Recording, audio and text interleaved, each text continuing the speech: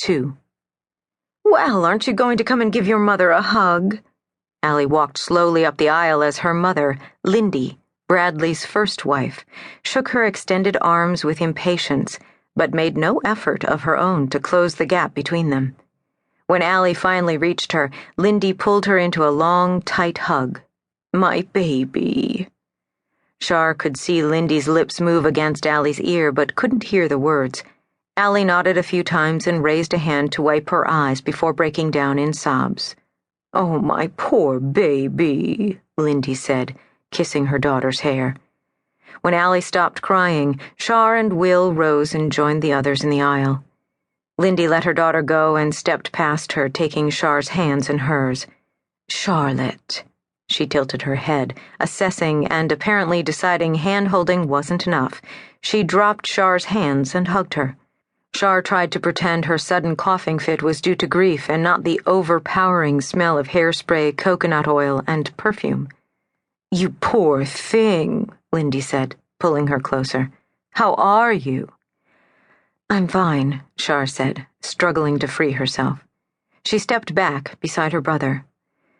"Well, not fine exactly, but you know." She reached a hand toward Allie, who took it. "We're coping. And what about you? I know things weren't great between you two recently, but you had a long history." "Oh, we did," Lindy sighed. "We most certainly did. Long enough to create this beauty." She lifted Allie's hand out of Char's and enclosed it in both of hers. She inspected the mass of entwined fingers for a long moment before letting go with one hand and touching her index finger to her daughter's thumbnail. Allie's polish was chipped. The girl snatched her hand away from her mother and put it behind her back. Lindy peered over Char's shoulder at the casket, a palm pressed against her heart. "He was my first love, and I just can't believe that my Bradley." Her hand moved from her chest and hovered in front of her mouth. "And to have to miss the service. You should have heard me in the back of the cab telling the driver to hurry up." "That's why I asked you to come earlier," Allie said. "It's January, in Michigan. Anyone could have guessed." "Mommy's here now," Lindy said, smiling thinly at her daughter and running a hand down the back of the girl's hair. She rubbed the end of a blonde strand between her finger and thumb and frowned. Allie pulled her head away and her hair came loose from her mother's grasp. "But you could have been here on time." "And who is this handsome companion of yours, Charlotte?" Lindy asked, thrusting toward Will the hand that had been holding her daughter's hair and was suddenly left, jobless, in midair. "This is my brother, Will," Char said, as Will took Lindy's hand. "Will, Lindy." "This is Uncle Will. Nice to meet you." She held on until he pulled away. "Allie tells me you were quite the savior this week." "He certainly was," Char said. She watched as Allie opened her mouth, then closed it.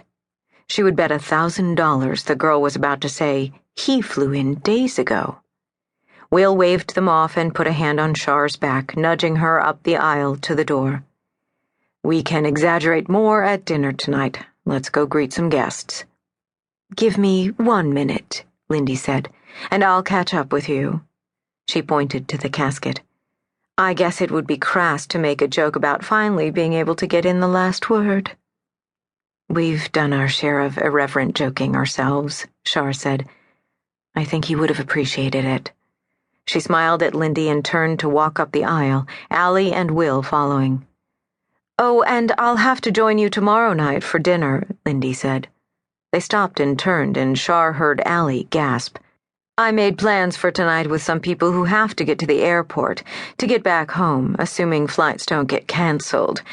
Most of us got out of this place years ago. You understand."